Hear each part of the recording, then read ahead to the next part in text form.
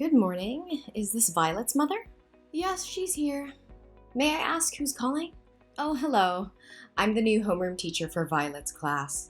I'll be taking care of her class from now on since the former teacher will be going on maternity leave, starting tomorrow. Oh, hello. Yeah, I heard about this news a few days ago, but I didn't expect Susan to leave so soon. Nevertheless, welcome. I hope you'll be able to help and take care of Violet. Thank you. It's my duty. Actually, I wanted to talk to you today because I would like to invite you to a meeting with the other parents and me. This way I can better understand the children's personalities and talents in order to find the best way to teach each child. Oh, I'm more than willing to attend. You seem very enthusiastic and dedicated to your job. That's right. Becoming a teacher has been my lifelong dream. I studied and worked extremely hard to achieve this, so I'm very excited now as this is my first class as a homeroom teacher. That's wonderful to hear! Your passion and dedication will undoubtedly make a positive impact on the children's education. I'm grateful that Violet will have such an enthusiastic teacher. Thanks for your kind words. Count me in for the meeting. Just let me know the details and I'll be there to support you and learn more about how we can contribute to the children's education. Thank you for reaching out and welcome again. That's fantastic. I'll share the meeting details with you soon. I appreciate your warm welcome and enthusiasm. See you soon at the meeting!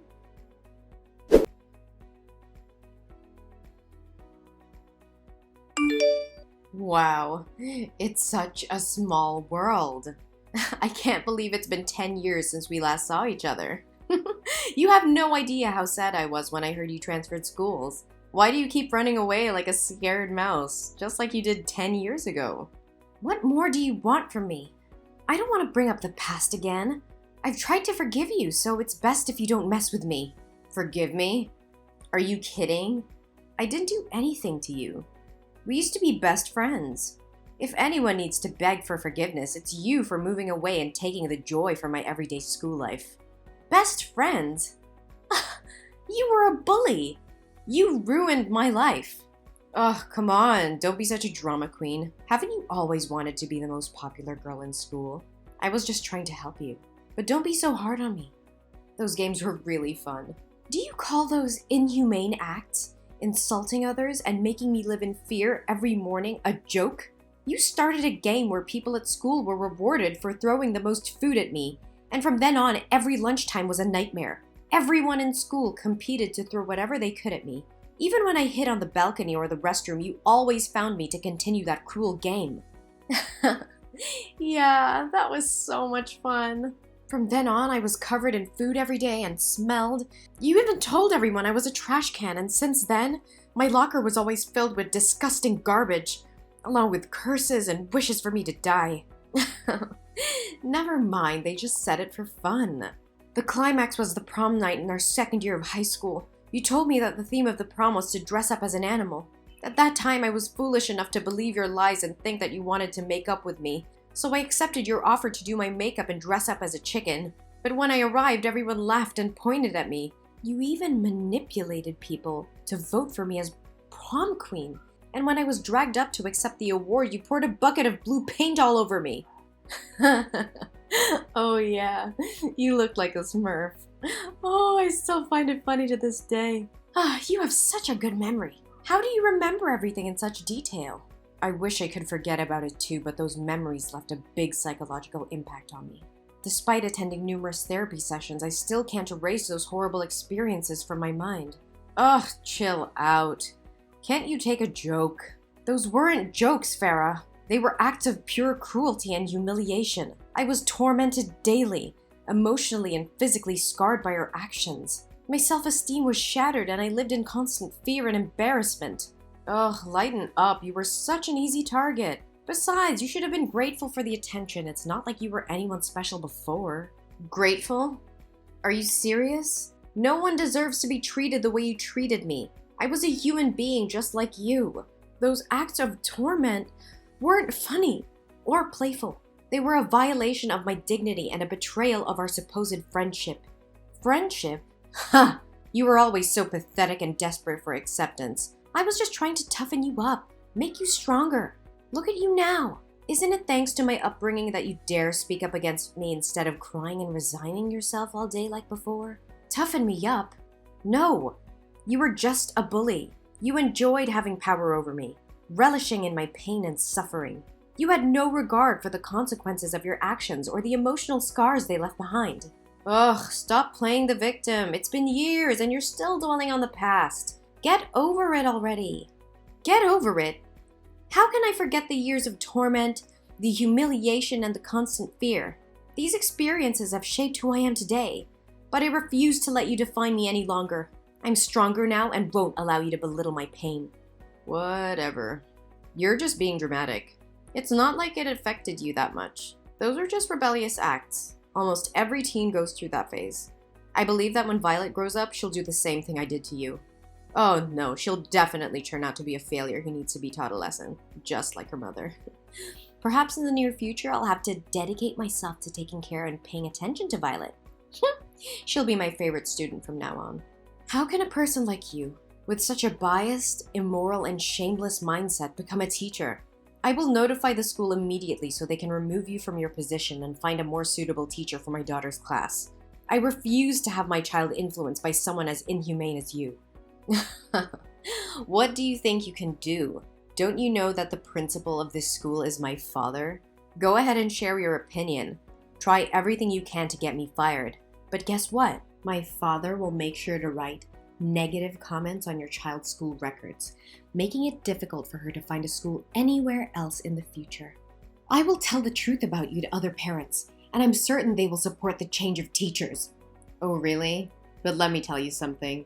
The process of making complaints and getting things done can take months, even years, for the council to consider your opinion. So what do you think your daughter will go through during that time? Let me enlighten you.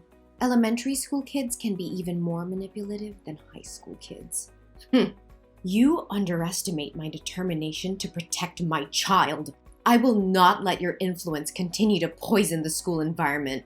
I will gather evidence, reach out to other parents, and together, we will fight for a safe and nurturing educational environment for our children. Go ahead and do your worst, but remember, I have my ways of protecting myself and ensuring that my position remains secure. You can't defeat me. We'll see about that, Farah. I won't back down. The truth will prevail, and your reign of cruelty will come to an end.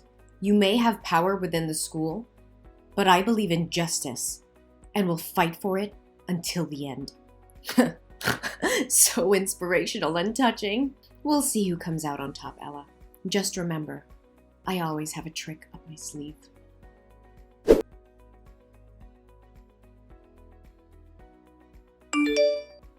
Hello, Jellyfish Mom. Today I have an announcement to make regarding your daughter's recent misconduct.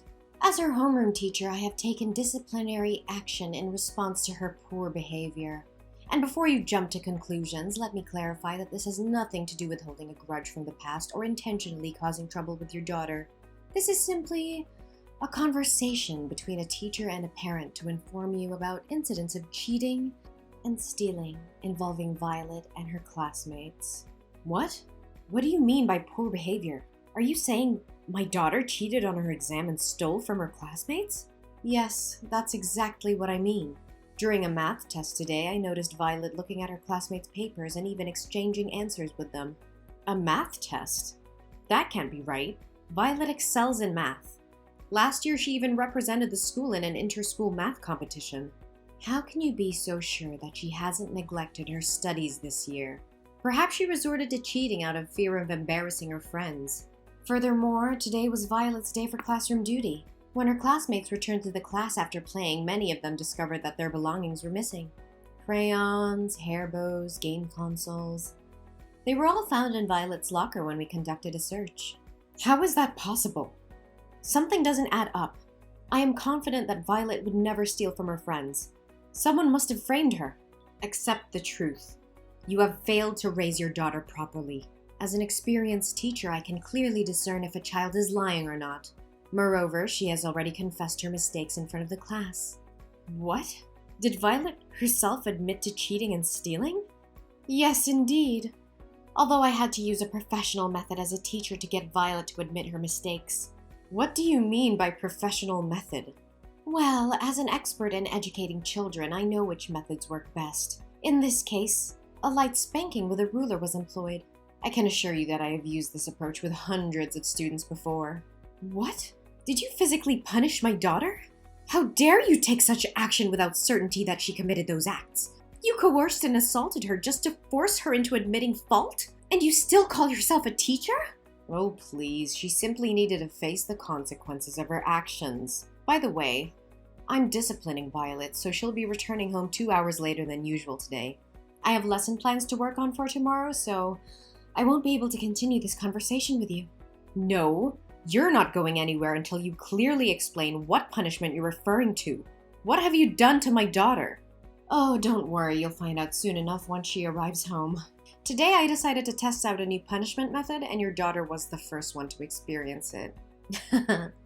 She'll be so grateful to me for a refreshing summer look. What on earth are you talking about? Oh, just relax, it's no big deal. Today was career day at school and my class happened to open a salon shop, so I made a small adjustment to Violet's hair. Even though she looked pretty with her hair tied on both sides, she looked even prettier with her new hairstyle I created. What? How dare you touch my daughter's beautiful hair? Did you cut off those 2 braids? Oh, you silly person, of course not. I wouldn't be so heartless. Short hair wouldn't suit her face. Instead, I shaved her head in front of the entire class. I simply used her as an example to teach and warn other students never to make the same mistake as your daughter. It's quite an effective method of education. I swear to God, you're going to pay for this. You've gone too far, Farah. I won't let you get away with this. Oh yeah? I'm not too worried. If I didn't go this far, she'd never learn her lesson. Don't you know that when parents coddle their children, they grow up to be losers? I'm just doing what I'm supposed to do. You should be thanking me. What kind of teacher? No. What kind of person would do this? You have crossed all boundaries. It's not your place to physically and emotionally harm my daughter. You have abused your authority as a teacher. Oh, please, don't be so dramatic. It was just a harmless punishment. Her hair will grow back soon. Harming my daughter physically and emotionally is not harmless. You have no right to punish and abuse students like that. Even if she had committed a serious offense, you should have contacted me as her parent to discuss it, not subject her to torture like this. Oh, come on, it's my class, my rules, okay? Besides, in addition to correcting your daughter's behavior, I saved you some money on shampoo and water bills. Isn't that great? I can't believe you would stoop so low, Farah. You're supposed to be a teacher, someone who nurtures and guides young minds, not someone who inflicts pain and humiliation on innocent children. How can you live with yourself? Ugh, spare me the melodrama. You act as if I've committed some heinous crime. It was just a little punishment. A teaching moment for your daughter. It was not just a little punishment. You violated my daughter's trust, her sense of security. You took away her dignity and happiness. How could you be so heartless? Heartless? I did what needed to be done to discipline her. She needed to learn a lesson. Besides, it's not like she's the first student I've punished this way. I will report your behavior to the school administration and the appropriate authorities. You will pay for what you've done. Oh, please. Your little crusade won't amount to anything. I've seen parents like you come and go, making empty threats. I've dealt with worse than you. You may have dealt with others, but you've never faced someone like me. I will expose your true nature and ensure you are stripped of your position as a teacher. No child should ever suffer under your twisted idea of education. You're delusional if you think you can bring me down. Your daughter will be the one to pay for your foolish defiance. That doesn't make it right. You have no right to play with my daughter's emotions and physically alter her appearance without consent. Your actions are cruel and unforgivable. Well, maybe you should have taught your daughter better. Maybe if she had behaved, you wouldn't have ended up like this. Once again, I can't believe you would sink so low. How dare you intentionally harm my daughter in such a despicable manner? What the hell are you going on about? It's just my responsibility as a teacher. Oh, so it was your responsibility to fabricate a cheat sheet, then purposefully approach my daughter's desk during the math test, dropping it near her feet and pretending it was innocent? Did that answer magically appear in her pocket too? And let's not forget your responsibility to rummage through other students' belongings, hide their items in my daughter's locker, and play innocent while they search for their possessions. You're truly cunning and conniving. What in the world are you trying to imply? Are you making up stories to protect your daughter and shift the blame onto me? The other students in the class will back me up. Oh, you think so? Well, I happen to have video evidence of your malicious actions towards my daughter. Video? What video are you blabbering about? Maybe Susan forgot to mention that there are security cameras installed in the classroom, ensuring parents have complete oversight of their children's safety and the quality of education. Today, those cameras captured everything. What? Security cameras? How is this possible? Why was I never informed? These cameras were installed due to the alarming rise in school security incidents. To protect their child, parents in our class contributed funds for their installation. We all have access to monitor our children whenever we wish. And guess what? This time it worked flawlessly, safeguarding my daughter's dignity. I couldn't check the footage right away since I was on a plane. By the way, I visited your previous school, the one where you were fired, to uncover the truth. No, it can't be true. God, I despise even uttering your name. Did you know you don't even have an education degree or teaching certification? They informed me that you were terminated because they discovered your secret and your extreme misconduct towards the students. So what? What can you possibly do? Even if you brandish that absurd evidence to intimidate me, I won't be afraid. My father will do whatever it takes to keep this under wraps. I won't bother reporting this to the school administration. But mark my words, I will use this incontrovertible evidence to write a scathing expose about you, shedding light on the rampant child abuse and the dangerous presence of uncertified teachers such as yourself. You think writing for a newspaper will make a difference? Huh, that's a pathetic joke. Do you honestly believe any journalist will pay attention to your fanciful tale? Well, I can't speak for all journalists, but I will. And not just any journalist. I am the chief editor of the New York Times education column. Prepare to face the consequences of your actions. Ugh, please, you're just bluffing. You really think I won't follow through with my words, don't you? You underestimate my determination to protect my daughter and ensure justice is served. I have evidence that will expose your misconduct and abuse of authority. The world will know what kind of teacher you truly are. Evidence or not, no one will care about your little vendetta. You're just a desperate parent trying to make a scene. You may think so, but you're gravely mistaken. I've contacted the local news outlets and they're interested in investigating this matter further. They understand the importance of protecting students from abusive educators like you. Local news? That's all you could manage? They won't have the reach or influence to make a significant impact. That's not all. I may have started with local news, but I won't stop there.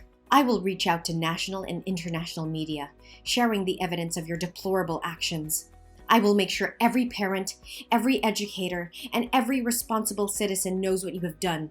You can try, but I have powerful connections that will protect me. No one can touch me. Connections may shield you temporarily, but they won't save you from the relentless pursuit of truth. The public will demand answers, and those connections will crumble when faced with undeniable evidence. You will be held accountable for your actions. This can't be happening. You can't ruin my career like this. You ruined your own career with your unethical behavior. I'm merely shining a light on the truth. You have no one to blame but yourself.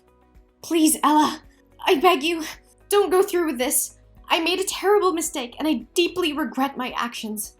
I never meant to harm your daughter or any other student. I was just frustrated and lost sight of my responsibilities as a teacher. I'm truly sorry for the pain I've caused. Ella, are you listening to me? Ella, come back here! How dare you block me? Ella!